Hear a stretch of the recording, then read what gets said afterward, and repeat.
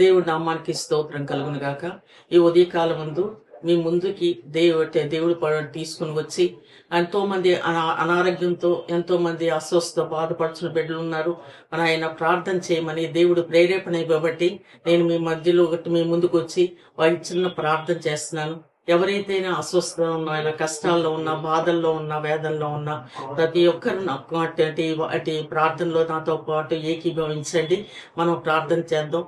దేవుడు సహాయం చేస్తాడు. ప్రార్థన చేసుకుందాం. పరిశుద్ధంగా తండ్రి, కనుగల రాసా దయగల తండ్రి, ఉదయ కాలం ముందు నీ పాద పద్మం చేయడం మొదలు పెట్టుకుంటున్నాం, వేడుకొంచున్నాం, బ్రతమాడుకుంటున్నాం తండ్రి.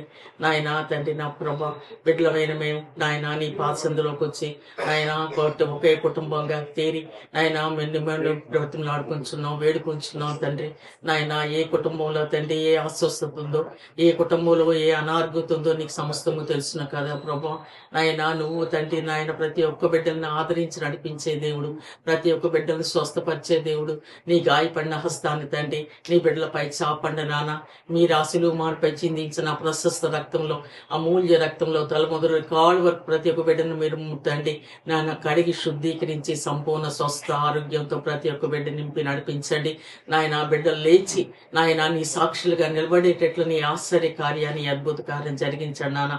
ఏ బిడ్డల్లో తండ్రి నా కుటుంబాల్లో తండ్రి ఆయన ఏ కొరత ఉందో, ఏ యొక్క తండ్రి అవసరత ఉందో, ఏ అక్కర్త ఉందో నీకు సమస్తము తెలుసును కాబట్టి ప్రతి బిడ్డ అవసరతను తీర్చండి, ప్రతి బిడ్డ అక్కర్తను తీర్చండి.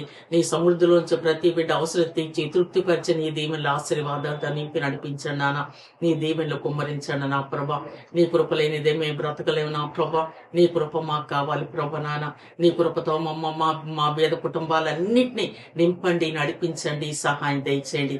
నీ దీవెనల ఆశీర్వాదాలతో నీ బిడ్డలమైన మాపై నిండుగా మెండుగా కుమ్మరించి నడిపించి నీ కృప చూపించమని, ఈ దీన భేద ప్రార్థన అంగీకరించమని యేసయ్యను అడుగుచున్నాం తండ్రి. ఆమేన్, ఆమేన్, ఆమేన్.